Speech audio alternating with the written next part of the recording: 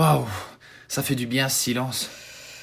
Ah ben oui, c'est sûr, tu sais, avec tout le bruit qui nous entoure constamment, c'est sûr que ça change. Oui, c'est clair, et c'est toujours dans ces moments-là qu'on peut se dire les choses, qu'on s'entend vraiment parler. Exactement. Ben là, tu vois, avec ce silence, ben je vais en profiter pour te dire que t'es un bon pote, quoi. Et que tu comptes énormément pour moi. Oh, c'est hyper gentil, je te promets, ça me touche. C'est vrai qu'on pense jamais à se dire ce genre de choses, mais c'est la base de l'amitié finalement. Et tu vois, ce silence, justement, il nous aide à ça. C'est ça, c'est la base de toute amitié. Bah tu sais quoi? On va écouter le père évêque qui a sûrement beaucoup à nous dire sur ce sujet.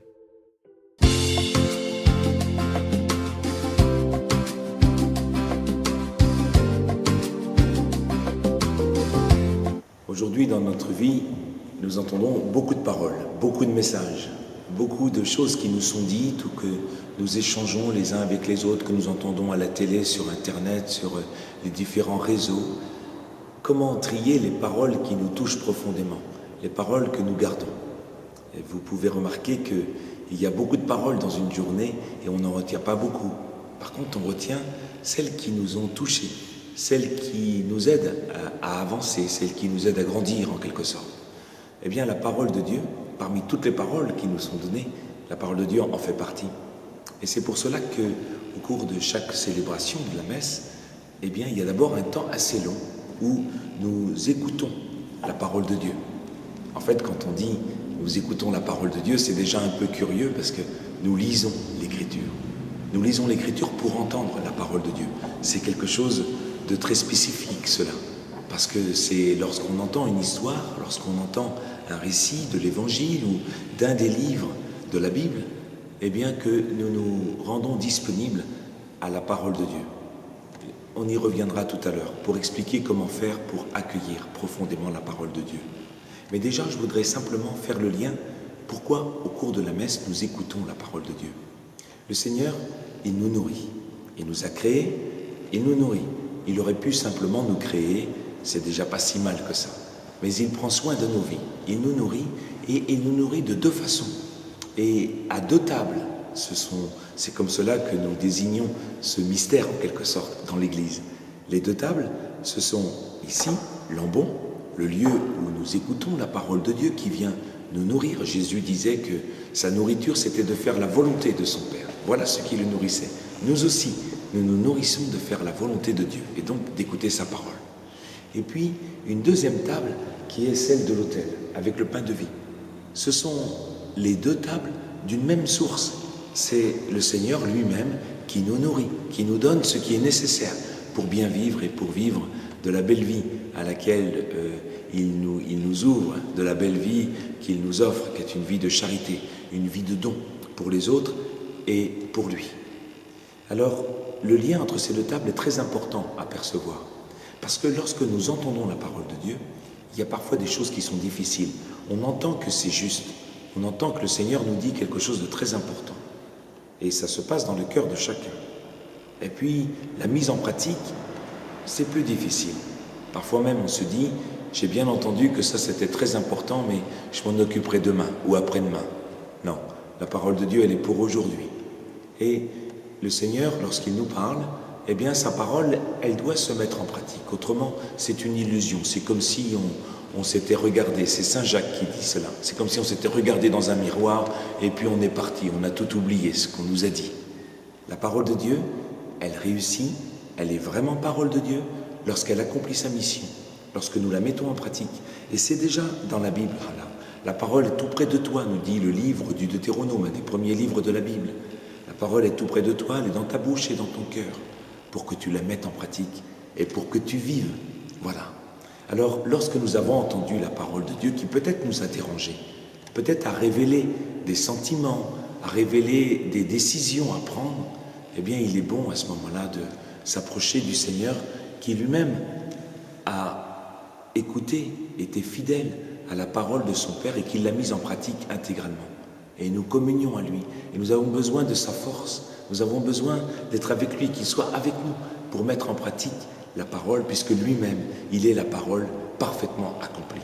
C'est le lien entre ces deux tables qui est toujours présent en chaque messe, en chaque célébration. Alors rapidement, quelques petits mots pour vous dire comment on accueille la parole de Dieu. Parce que des textes, là aussi, vous en lisez beaucoup. Alors lire un texte de la Bible parmi d'autres, pourquoi pas, mais qu'est-ce que je vais retenir? Je retiens tout le texte? Je retiens quoi? Qu'est-ce que ça veut dire que Dieu me parle?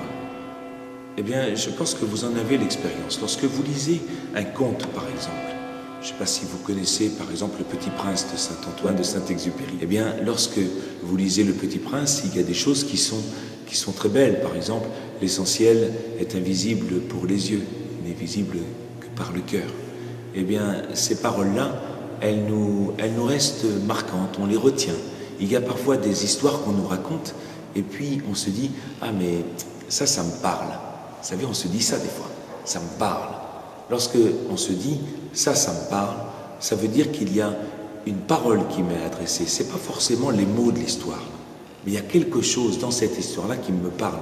Par exemple, ça peut être le témoignage de quelqu'un qui rend de beaux services à quelqu'un d'autre dans son entourage. Et on se dit ça me parle. Ce que fait cette personne, ça me parle. Il y a là sans doute une parole à recevoir, peut-être une parole de Dieu. Alors lorsque nous lisons l'Écriture, nous sommes sûrs de nous rendre disponibles à la parole de Dieu. Et parfois, pas toujours, parfois, eh bien, l'Évangile ou le passage lu, on se dit, ça me parle. Le prêtre, lorsqu'il fait l'homélie, c'est ce qu'il essaie de faire, d'expliquer, de donner du sens à la parole de Dieu pour que ça parle à chacun. Mais ça ne va pas parler de la même façon à tout le monde. Certains se disent, mais vraiment, moi, j'ai rien compris, j'ai rien entendu. Eh bien, c'est comme ça. D'autres diront, à moi, vraiment, ça m'a parlé d'entendre cet évangile. Ou l'homélie m'a parlé. Et c'est là que le Seigneur nous parle. Ça, c'est lors de nos assemblées dominicales, lors de la messe.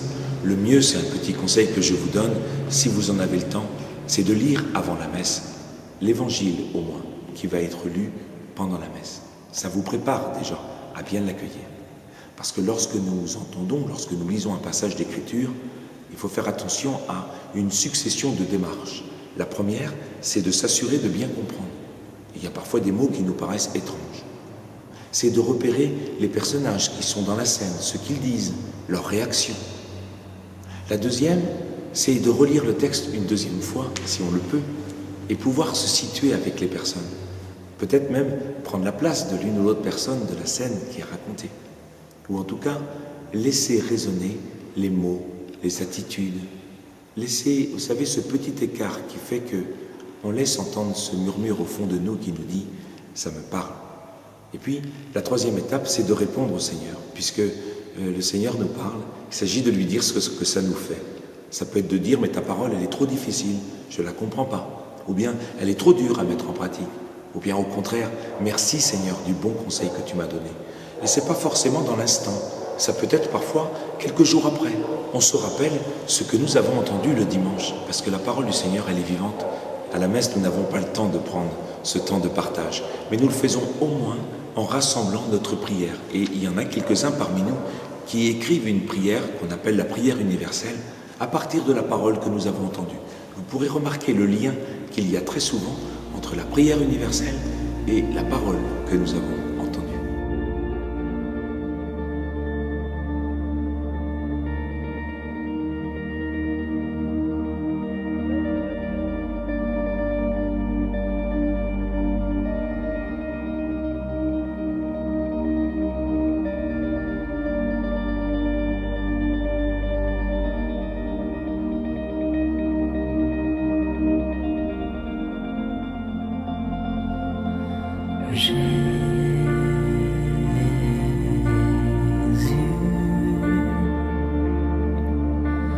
Jésus,